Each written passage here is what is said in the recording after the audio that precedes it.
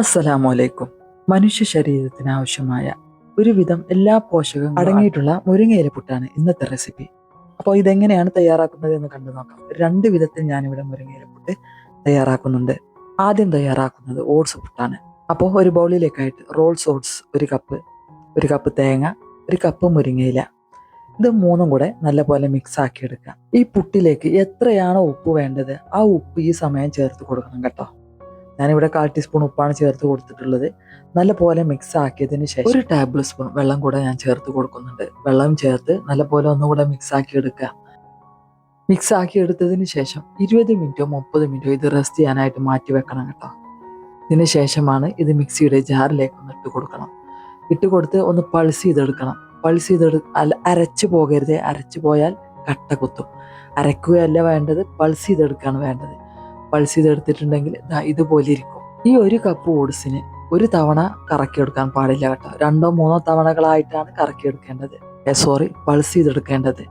പിന്നീട് ഇത് റെസ്റ്റ് ചെയ്യാനായിട്ട് മാറ്റി വെക്കേണ്ട ആവശ്യമില്ല കേട്ടോ. ഇനി ഇതിൽ തേങ്ങ കൂട്ടേണ്ട ആവശ്യമില്ല. കാരണം തേങ്ങ നമ്മൾ നേരത്തെ ഓൾറെഡി ചേർത്ത് കഴിഞ്ഞതാണ്. അതുകൊണ്ട് തന്നെ കുറ്റിയിലേക്ക് ആവശ്യമുള്ളത്ര ഇട്ട് കൊടുക്കുക. ആവിയിൽ വെച്ച് വേവിക്കുക. സ്റ്റൗവിലേക്ക് മാറ്റി പുട്ടുകുറ്റിയിലേക്ക് ആവി വന്നതിന് ശേഷം മീഡിയം ഫ്ലെയിമിലേക്ക് മാറ്റി 5 മിനിറ്റ് ആവി കൊള്ളിക്കണം കേട്ടോ. കാരണം ഓട്സ് ആണ് വേവാൻ സമയമെടുക്കും. അതുകൊണ്ട് തന്നെ അത് ഈ പറഞ്ഞ സമയം വേവിക്കണം. ഓട്സ് നനച്ചെടുക്കുന്ന സമയത്ത് ഇതിലേക്ക് വെള്ളം നമ്മൾ 1 ടേബിൾ സ്പൂൺ വെള്ളമാണ് ഒഴിച്ചിട്ടുള്ളത്. അത് എന്തുകൊണ്ടാണെന്ന് ചോദിച്ചിട്ടുണ്ടെങ്കിൽ ഫ്രഷ് തേങ്ങയാണ്, നല്ല പാലുള്ള തേങ്ങയാണ്. അതല്ല ഡ്രൈ ആയിട്ടുള്ള തേങ്ങയാണെങ്കിൽ കുറച്ചുകൂടെ വെള്ളം ചേർക്കേണ്ടതായി വരും കേട്ടോ. എന്നാലും കൂടുതലായിട്ട് ചേർക്കരുത്. 1.5 ടീസ്പൂണിലധികം ചേർത്ത് പോകരുത്. അങ്ങനെ ഒരു പുട്ട് തയ്യാറായി കഴിഞ്ഞു. ഇനി രണ്ടാമത്തെ പുട്ട് നമ്മളിവിടെ തയ്യാറാക്കുന്നത് മുരിങ്ങയില അരച്ചാണ് കേട്ടോ. മുരിങ്ങയില അരക്കുന്നതോടൊപ്പം ഇതിലേക്ക് ആവശ്യമായ ഉപ്പ് കൂടെ ചേർത്ത് കൊടുക്കുക. ആവശ്യമായ വെള്ളം ചേർത്ത് 1/2 കപ്പ് പുട്ടുപൊടിയാണ് ഞാനിവിടെ എടുക്കുന്നത്.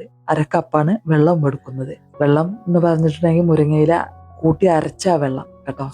ഉപ്പ് ചേർത്തു എന്ന് പറഞ്ഞു. അങ്ങനെ ഇത് പുട്ടുപൊടി ഇതിലേക്കായിട്ട് ചേർത്ത് കൊടുത്ത് നല്ലപോലെ മിക്സ് ആക്കി വെക്കുക. 10-15 മിനിറ്റിന് ശേഷം നമുക്കിത് പുട്ട് ചൂടാനായിട്ട് എടുക്കാം.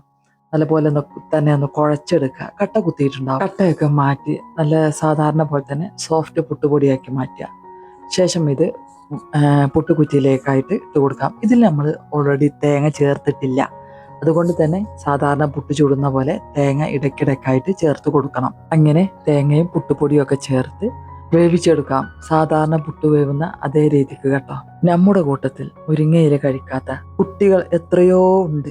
അങ്ങനെയുള്ള മക്കൾക്ക് മുരിങ്ങയില കൊടുക്കാനുള്ള ഒരു സൂത്രം കൂടിയാണ് ഇത് കേട്ടോ.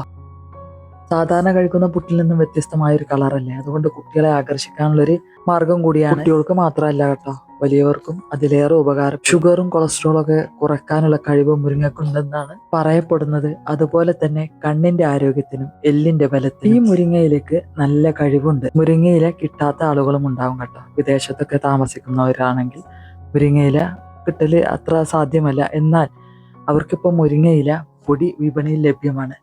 അങ്ങനെ ഒരുപാട് ഔഷധ ഗുണങ്ങളുള്ള മുരിങ്ങയില പുട്ട് തയ്യാറായി കഴിഞ്ഞു.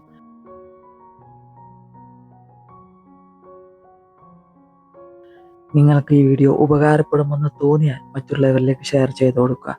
ഇഷ്ടമായ ലൈക്ക് ചെയ്യുക, സബ്സ്ക്രൈബ് ചെയ്യുക. ഇൻഷാ അല്ലാഹ് മറ്റൊരു വീഡിയോയുമായി വരുന്നത് വരെ ബൈ. അസ്സലാമു അലൈക്കും.